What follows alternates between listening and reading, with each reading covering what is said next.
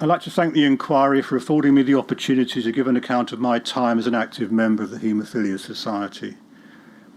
It was the most difficult and distressing period of my life and the life of my family. During the late 70s and subsequent decades, haemophiliacs and their families were regarded by successive UK governments as marginal people without political influence.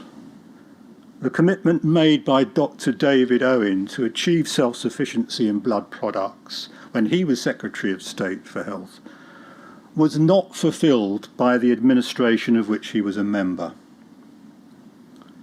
The incoming government of May 1979 charged Dr. Gerard Vaughan with the task of seeking a buyer for the blood products laboratory at Elstree as part of their ideologically driven privatisation policy.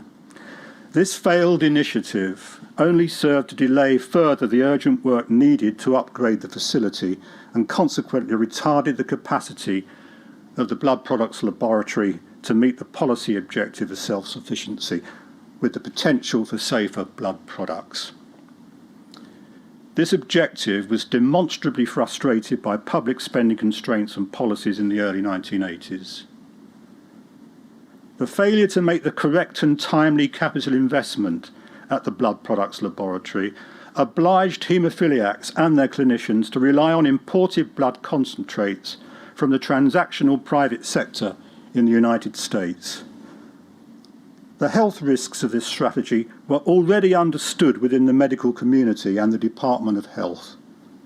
At the same time, home treatment and prophylactic therapies were being encouraged, which had the effects of increasing the reliance on concentrates with increased risk of infection and distancing patients from their clinicians. In my opinion, the situation in the 1970s and early 80s in relation to the combined dependence on imported blood products prior to the introduction of heat treatment and the advances in therapeutic programs, ideal in other circumstances, were major contributory factors leading to the disaster that was subsequently visited upon the haemophiliac community and the divisive and humiliating differentiated provision for financial support to those infected and affected in the UK. In my opinion, hard cash will never adequately compensate people for the suffering endured over decades, but the time has come at last for a proper reckoning in relation to the financial provision. I urge the inquiry to make recommendations accordingly, notwithstanding the unified scheme recently announced by the government. Thank you. Well, thank you.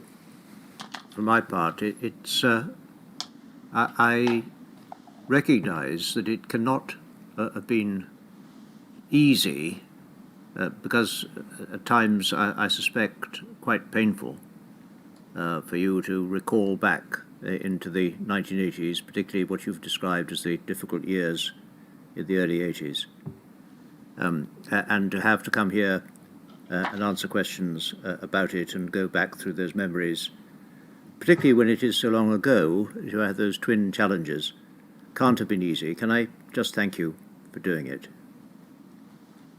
Thank you.